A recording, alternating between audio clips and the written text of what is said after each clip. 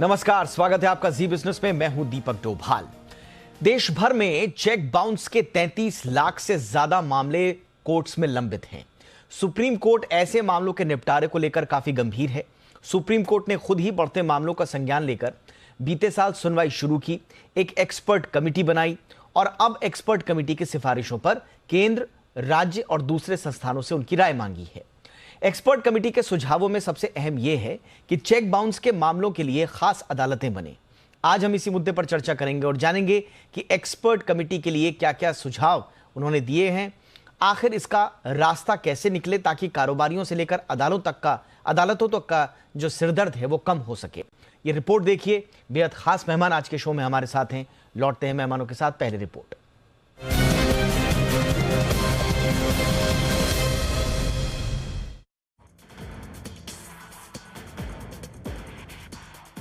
देश में 33 लाख से ज्यादा चेक बाउंस के मामले पेंडिंग पड़े हैं। चेक बाउंस के मामलों के तेज निपटारे को लेकर सुप्रीम कोर्ट काफी गंभीर है। सुप्रीम कोर्ट ने इसी मामले पर बनी एक्सपर्ट कमेटी की सिफारिशों पर केंद्र, राज्यों और हाईकोर्ट से जवाब मांगा है। एक्सपर्ट कमेटी ने सिफारिश की है कि इन मामलों के निपटारे के लिए विशेष अदालतें बनाई जाएं और जरूरत पड़ने पर सुनवाई के लिए रिटायर्ड जजों की नियुक्ति की जाए। एक्सपर्ट कमेटी के मुताबिक नए कोर्ट के लिए करीब 127 करोड़ रुपए का खर्च आएगा। अलग कोर्ट बनाने पर 1826 न्यायिक अधिकारियों की भर्ती करनी होगी। देश में चेक बाउंस के कुल पेंडिंग केसों की बात करें तो 13 अप्रैल 2022 तक देश में 33,44,000 चेक बाउंस के मामले पेंडिंग पड़े हैं। कुल केसों में पहले पायदान पर महाराष्ट्र है, जहां 5,60,914 चेक बाउंस के मामले पेंडिंग हैं। दूसरे नंबर पर है राजस्थान, जहां 4,79,774 केस पेंडिंग पड़े हैं। गुजरात में 4,37,979, दिल्ली में 4,08,992 और उत्तर प्रदेश में 2,66,777 चेक बाउंस के मामले पेंडिंग पड़े हैं और इनकी अब तक सुनवाई नहीं हो पाई है। अब आइए जानते हैं कि विदेशों में चेक बाउंस को लेकर क्या नियम है। अमेरिका की बात करें तो यहाँ अलग अलग राज्यों में सिविल और क्रिमिनल दोनों कोर्ट में सुनवाई होती है। चेक बाउंस होने पर 2 से 3 गुना तक जुर्माना या 1 से 10 साल तक की जेल का प्रावधान है। यूनाइटेड किंगडम की बात करें तो यहाँ चेक बाउंस के मामले आपराधिक केस में नहीं आते। मामले की सुनवाई सिविल कोर्ट में होती है। ऑस्ट्रेलिया में सिविल का ही मामला बनता है, आपराधिक केस नहीं माना जाता। यहाँ चेक की रकम, उसके ऊपर ब्याज और वसूली का खर्च वसूला जाता है। भारत में चेक बाउंस पर अलग प्रावधान है। चेक बाउंस होने पर 15 दिनों का नोटिस भेजा जाता है। अगर रकम 15 दिनों में नहीं चुकाई जाती है तो सजा का भी प्रावधान है। इसमें अधिकतम 2 साल तक की सजा या रकम का 2 गुना चुकाना पड़ता है। अब एक्सपर्ट कमेटी ने सिफारिश की है कि इसके लिए अलग से कोर्ट बनाया जाए। उम्मीद है कि नए कोर्ट के जरिए चेक बाउंस के पेंडिंग केसों से निपटारा मिल पाएगा। ब्यूरो रिपोर्ट, जी मीडिया। और आइए इस पर करते हैं चर्चा। और चर्चा में जुड़ने के लिए इस वक्त खास मेहमान हमारे साथ जुड़ चुके हैं। प्रवीण खंडेलवाल साहब हैं हमारे साथ, जो कि सेक्रेटरी जनरल हैं CAIT के। प्रवीण जी, बहुत बहुत स्वागत है आपका हमारे शो पर। हमारे साथ हैं विराग गुप्ता जी, जाने माने एडवोकेट हैं सुप्रीम कोर्ट में। विराग जी, बहुत बहुत स्वागत है आपका हमारे शो पर। और हमारे साथ हैं रमेश सिंह सर, जो कि पूर्व ED हैं देना बैंक के। रमेश सर, आपका भी बहुत बहुत स्वागत है। विराग जी, मैं चर्चा की शुरुआत आपसे ही करना चाहूंगा। अब सुप्रीम कोर्ट खुद इस मामले में दिलचस्पी ले रहा है, तो क्या माना जाए कि इस बार कोई ठोस नतीजा इस दिशा में जरूर निकलेगा? देखिए, बहुत ही अच्छी बात है कि सुप्रीम कोर्ट इस दिशा में आगे बढ़ रही है और ये मामला काफ़ी दिनों से चल रहा है, काफ़ी सालों से चल रहा है और पूर्व के चीफ जस्टिस ने भी इसमें रुचि ली थी और इसमें एक एक्सपर्ट कमेटी बनी थी। लेकिन इसको हमें दूसरे तरीके से समझने की ज़रूरत है कि कोरोना काल में जब सारी आर्थिक गतिविधियां ठप रहीं तो उस समय भले ही डिजिटल तरीके से अदालतें चल रही थी, लेकिन अदालतों की पेंडेंसी बड़े पैमाने पर बढ़ गई है। इसलिए इन जनरल कहा जा रहा है कि अदालतों में जजों की संख्या बढ़ाई जाए जिससे पेंडेंसी खत्म हो।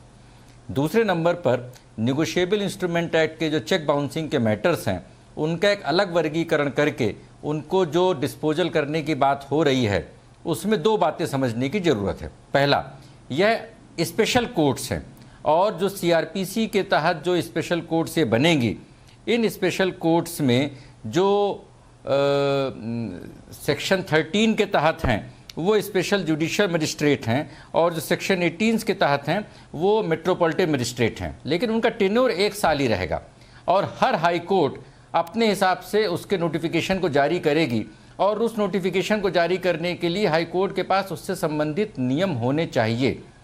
इसके लिए एक सुझाव ये भी आया है कि संविधान के अनुच्छेद 247 के तहत संसद को पावर है इस प्रकार की विशेष अदालतों के गठन के बारे में। तो भले ही देश के 5 राज्यों में आधे से ज़्यादा मामले लंबित हों, लेकिन अगर संसद के माध्यम से इस पे कानून आएगा तो ये जो लंबी सुनवाई और हाई कोर्ट और राज्यों को जवाब देने का सिलसिला है, उसकी बजाय पूरे देश में यूनिफॉर्मली चेक बाउंसिंग के मैटर्स का अर्ली डिस्पोजल होगा, जिसके लिए मिनिस्ट्री ऑफ फाइनेंस ने भी सिफारिश की है। और आगे चल के भविष्य में चेक बाउंसिंग के मैटर्स को डिक्रिमिनलाइज किया जाए। वो एक अलग मसला है कि जब यूपीआई आ रहा है, जब डिजिटल आ रहा है, तो चेक बाउंसिंग के मैटर्स को क्रिमिनलिटी के दायरे में रखे रहना कितना उचित है या कितना नहीं है। तो इसलिए सरकार, संसद, हाई कोर्ट, सुप्रीम कोर्ट और राज्य सरकारों सभी के बीच का मामला है और यह जल्दी इसमें फैसला हो, जल्दी इससे लोगों को राहत मिले, इसके लिए मुझे लगता है कि केंद्र सरकार और संसद को पहल करनी चाहिए। बिल्कुल। मैं अब रमेश सिंह सर आपके पास आना चाहूँगा। सर, ये कितना इंपॉर्टेंट है, क्योंकि चेक बाउंस के जो भी ये पूरा का पूरा इशू है, इससे बैंकों पर भी बोझ बढ़ता है, उनकी वित्तीय स्थिति का उस पर असर पड़ता है। तो ये चेक बाउंस का इशू बैंक्स के लिए कितना इंपॉर्टेंट है और जिस दिशा में सुप्रीम कोर्ट आगे बढ़ रही है, उस पर आपकी प्रतिक्रिया सर। नमस्कार। सबसे पहले तो मैं सुप्रीम कोर्ट के इस निर्णय के लिए बहुत उन्हें सराहनीय कदम है, उन्हें धन्यवाद देता हूं कि एक ज्वलंत इश्यू के ऊपर उन्होंने ध्यान दिया और इसे सॉल्व करने के लिए उन्होंने जो समिति बनाई है, रिपोर्ट आई है, अभी भी जो हमारे मित्र एडवोकेट सुप्रीम कोर्ट की जो उन्होंने कहा, बिल्कुल अगर उसे लागू कर दिया जाए तो बहुत ही अच्छा होगा। क्योंकि जैसे अभी बताया जा रहा था कि कम से कम 34 लाख चेक के केसेस पेंडिंग है पूरे भारत भर में। उसमें कुछ 5 राज्यों के अंदर भरमार पड़ी हुई है 5-5 लाख चेकों की। और ये बहुत ही बैंकों के लिए तो बहुत ही मुसीबत भरा ये है, क्योंकि न सिर्फ कस्टमर के केस में बल्कि बैंक को बुलाया जाता है। कई बार जो बोरोर होता है या जो जिसे चेक काटा है, जो पेई है, वो कोई ना कोई कारण से उसके ऊपर अपने आड़ंगा लगा देता है, तो उसमें बैंक को भी इन्वॉल्व होता है। और ये जब भी ऐसे केस होते हैं तो हमारे पास भी उसका रिकॉर्ड खराब होता है, क्योंकि उसके सिविल्स को खराब हो जाएंगे, उसको फिर से आगे लिमिट के लिए प्रॉब्लम होगी, चेक बाउंस हो गया वो। तो निश्चित रूप से बैंक के लिए बहुत ही दिक्कत का ये है ही है। और अगर इस पर इस तरह की समस्या का निकाल हो जाए, जल्दी से जल्दी इस पर आ जाए, तो बैंकों के लिए भी, क्योंकि हमारी रिकवरी भी इसमें अच्छी होगी। कई बार ऐसा होता है कि हमारे कस्टमर ने उसके रिकवरी के लिए किसी अपने जिसको उसे सेल किया उससे चेक ला के इधर जमा किया है और उसका अकाउंट पीए होना था, लेकिन चेक बाउंस हो गया because of funds not available, insufficient funds. तो ये एक बड़ा अच्छा होगा कि इसमें सभी मिलकर एकजुट होकर, जैसे कि सरकार भी सोच रही है, सुप्रीम कोर्ट सोच रही है कि रिटायर्ड जजों को बुलाकर उनसे भी एक काम कराया जाए तो अच्छा रहेगा। मैं समझता हूँ बैंकों के लिए बहुत ही अच्छे ये अदालत में जो पेंडेंसी का जो बोझ पड़ा हुआ है उसके लिए होगा। और सबसे बड़ी बात यह है कि जो छोटे जो अमाउंट के जो चेक हैं और उसमें आम आदमी फंसा हुआ होता है, कई बार अलग अलग रीजंस होते हैं, तो उनके लिए भी एक इंपॉर्टेंट स्टेप होगा। लेकिन प्रवीण खंडेलवाल सर, मैं आपके पास आना चाहूंगा। और जैसा कि विराग जी ने भी अपने ओपनिंग रिमार्क में कहा, एक issue decriminalisation of cheque bounce के जो मसले हैं उस पर सालों से बहस हो रही है। और जब भी इस तरह का प्रस्ताव आया, व्यापारी वर्ग ने इसका पुरजोर विरोध किया। अभी भी कोर्ट के सामने यह सुझाव है कि डीक्रिमिनलाइज किया जाए। क्यों आप लोग इसका विरोध कर रहे हैं? देखिए, सबसे पहले तो मैं आपको बता दूं कि अगर उसको क्रिमिनल दायरे से बाहर निकाला जाता है तो कहीं से कहीं तक किसी को कोई एतराज नहीं होना चाहिए, क्योंकि अक्सर जब भी हम उसको क्रिमिनलाइज करते हैं तो वो मामला पेचीदा होता है और उसका कोई रिजल्ट नहीं निकलता है। ये मामले को लेकर के देश का जो 8 करोड़ व्यापारी है वो बुरी तरीके से परेशान है, क्योंकि अल्टीमेटली चेक बाउंस का सबसे बड़ा खामियाजा उस व्यापारी को भुगतना पड़ता है। पिछले 3 साल पहले हमने सरकार को ये सुझाव दिया था कि सरकार इस मामले में फास्ट ट्रैक कोर्ट बनाए, और उसके लिए हमने कहा था कि देश में 748 डिस्ट्रिक्ट हैं, कम से कम हर डिस्ट्रिक्ट में एक फास्ट ट्रैक कोर्ट होनी चाहिए।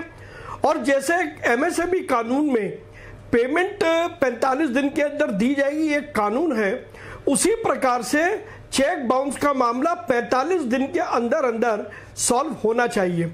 हमने देखा है कि चेक बाउंस का केस आप डाल भले ही दो, लेकिन कम से कम 5 साल, 7 साल, 8 साल, 10 साल लग जाते हैं और उस केस का किसी पर कोई प्रभाव नहीं पड़ता। तो कहीं ना कहीं इस मामले को देखे जाने की ज़रूरत है। सरकार को हमने ये भी सुझाव दिया था कि देश भर के सभी बाज़ारों में हमारी ट्रेड एसोसिएशंस हैं। बहुत पहले ये एक कायदा था कि हर ट्रेड एसोसिएशन में आर्बिट्रेशन पैनल हुआ करता था बाजार के जो एसोसिएशन है उसके मौजूद दुकानदारों का, और अक्सर इस प्रकार के केसेस वो आर्बिट्रेशन पैनल सुलझा लिया करता था, उसके लिए कोर्ट नहीं जाना पड़ता था। एक बार फिर हमें लगता है कि ट्रेड एसोसिएशंस में आर्बिट्रेशन पैनल को मान्यता दी जाए, उसके लिए कंडीशंस कोई भी रखी जा सकती हैं और पहली कोशिश की जाए कि आर्बिट्रेशन के माध्यम से ये मसला निपट जाए, तो कोर्ट में केस जाने काफ़ी कम हो जाएंगे। अभी हम देख रहे हैं कि कोर्ट की जो हमारा जुडिशियल सिस्टम है वो इतना कॉम्प्लेक्स है और दूसरा वो कॉस्टली बहुत है। तो कई बार तो ये होता है कि चेक बाउंस में जितने की रकम नहीं होती उससे ज़्यादा तो हमारे को पैसा वकीलों को देना पड़ जाता है। इस नाते से कुछ लोग आकर के इसका दुरुपयोग करते हैं।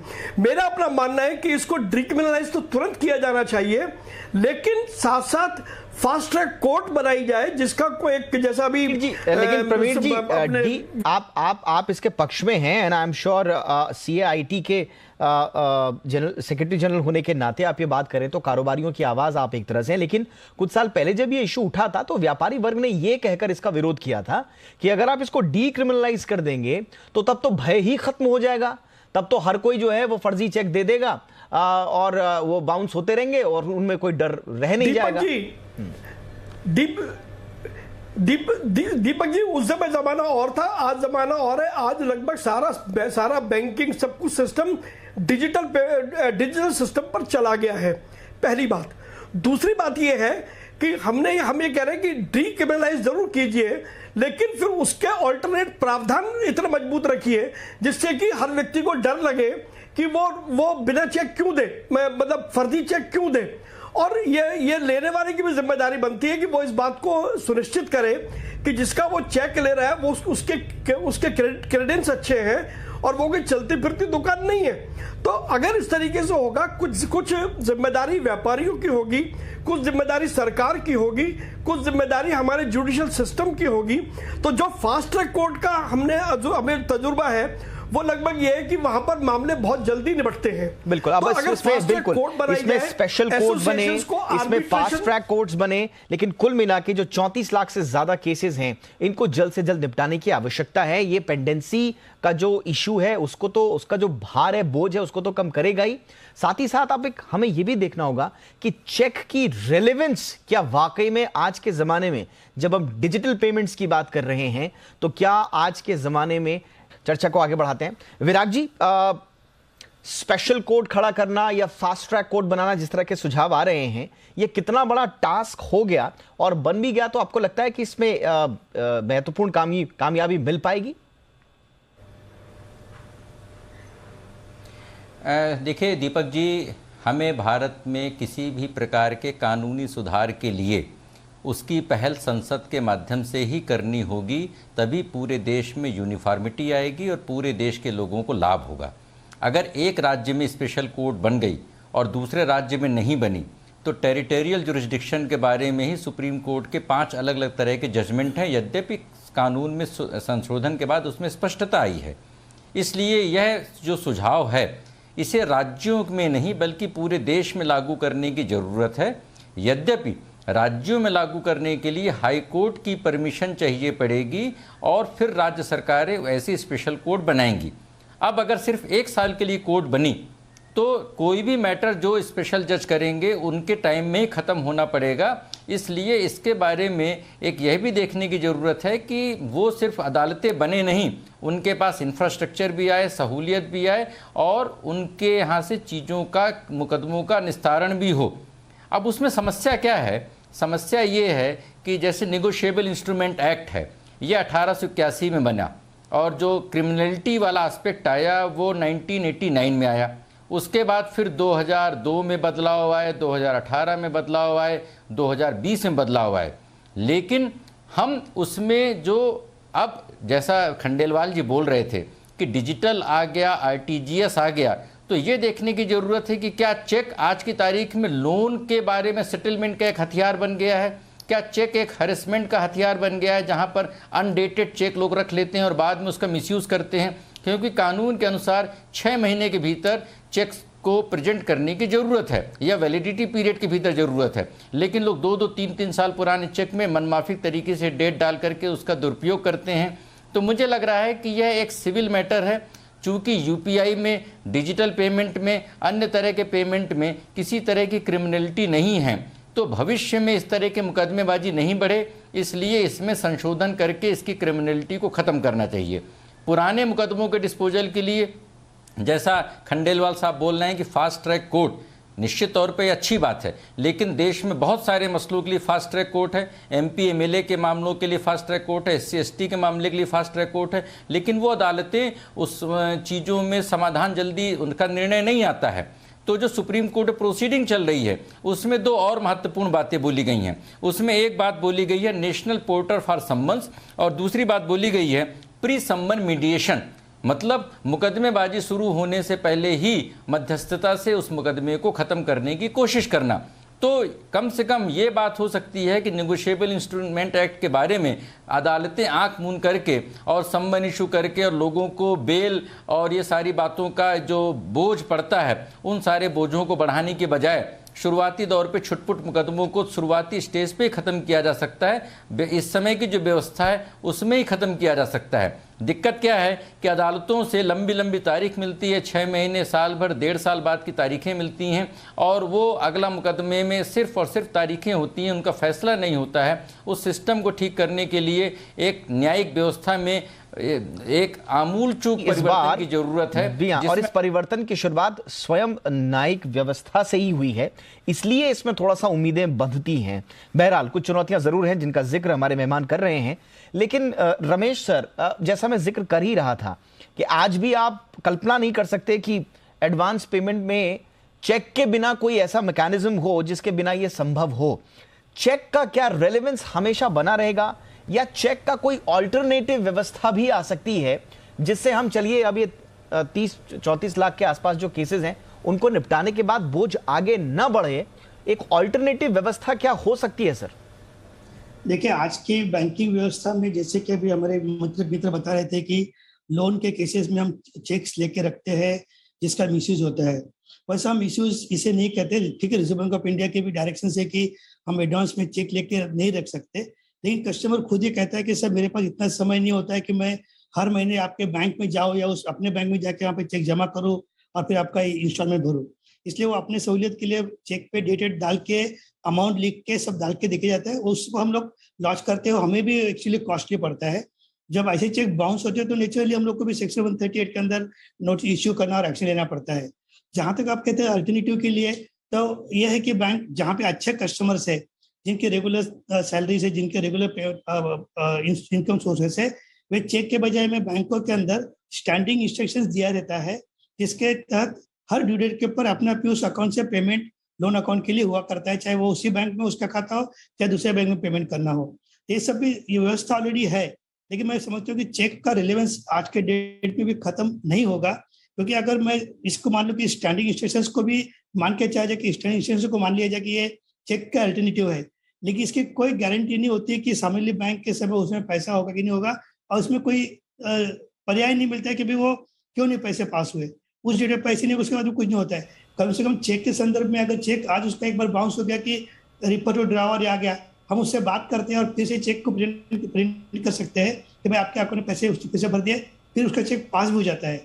स्टैंडिंग इंस्ट्रक्शन में एक बार ऐसी सुविधा अवेलेबल नहीं होती है कस्टमर को। ओके, तो यानी कि आप कह रहे हैं कि रिलेवेंस खत्म नहीं होगा, लेकिन प्रवीण जी रिलेवेंस बना रहे, उसकी जरूरत भी है, लेकिन डिपेंडेंसी तो कम हो सकती है। इस अपने स्तर पर ही इसकी शुरुआत क्यों ना हो, कारोबारी इंडिविजुअल लोग एडवांस पेमेंट के लिए अब चेक आप मांगेंगे तो होगा ही, दूसरे ऑल्टरनेटिव की व्यवस्था भी अगर हो जाए तो शायद डिपेंडेंसी कम हो जाए। प्रवीण जी।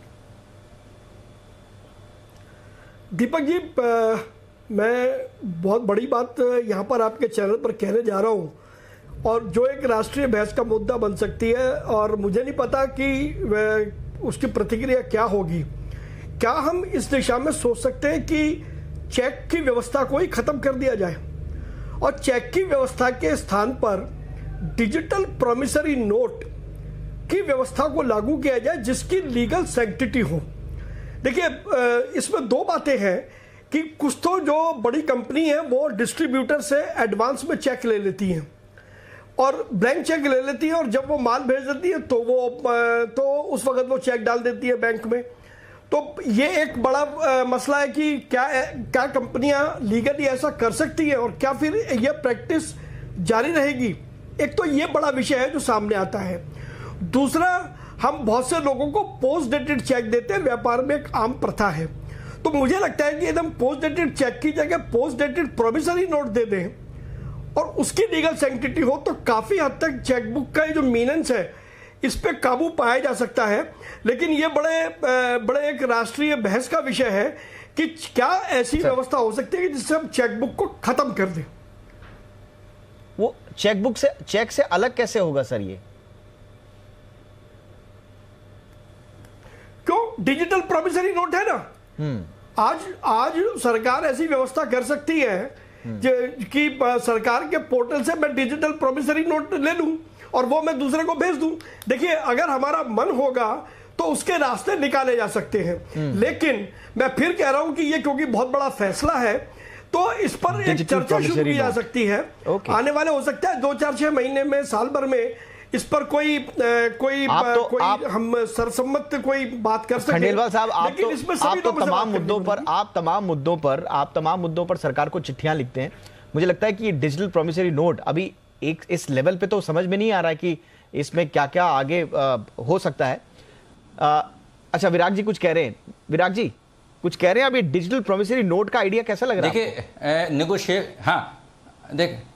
देखिए, नेगोशिएबल इंस्ट्रूमेंट एक्ट के भीतर प्रॉमिसरी नोट और जो बिल्स ऑफ एक्सचेंज हैं, दोनों बातें आती हैं। तो और जब डिजिटल ये प्रॉमिसरी नोट या उसकी नोट की बात कर रहे हैं तो ये नेगोशिएबल इंस्ट्रूमेंट के भीतर कवर होंगी या नहीं होंगी, ये एक नए उस कानूनी व्यवस्था में आएगा। ठीक है। दूसरा, जो 138 है डिसऑनर ऑफ चेक्स है, तो इसका मतलब ऑटोमेटिकली वो डिक्रिमिनलाइज हो जाएगा, जो खंडेलवाल साहब बात बोल रहे हैं। लेकिन पुराने जो 30-35 लाख मामले चल रहे हैं उसको खत्म करने का बंदोबस्त तो करना ही पड़ेगा ना। ये तो हम फ्यूचर की बात कर रहे हैं, बिल्कुल। पास्ट के लिए तो करना पड़ेगा। बिल्कुल, फ्यूचर तो बिल्कुल सही कहा कि फ्यूचर के लिए क्या कुछ ऑल्टरनेटिव व्यवस्था हो सकती है।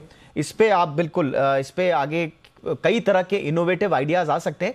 लेकिन जो मौजूदा जो 34 लाख से ज्यादा केसेस हैं उनको खत्म करने के लिए क्या व्यवस्था हो, इस पर कोर्ट्स का भी ध्यान है और सबका ध्यान। बहुत बहुत शुक्रिया आप तीनों का हमारे शो पर आने के लिए। Virag Gupta ji, thank you so much. Ramesh sir, thank you so much sir. Praveen Khandelwal ji, आपका भी बहुत बहुत शुक्रिया।